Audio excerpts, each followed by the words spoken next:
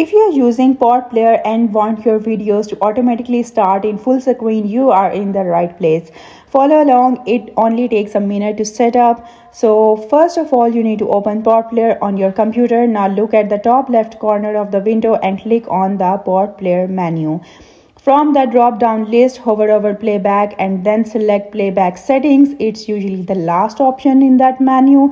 A settings window will now appear. In this window, find the section labeled default window size. Click on the drop down menu next to it and choose full screen. You can also pick another option if you prefer, but this one ensures your video always start in full screen. Once done, click OK to save your changes. Now drag any video file into the player. As you can see, it opens instantly in full screen. If you want to view your playlist while in full screen, just move your mouse to the right edge of the screen. The playlist slide bar will appear automatically.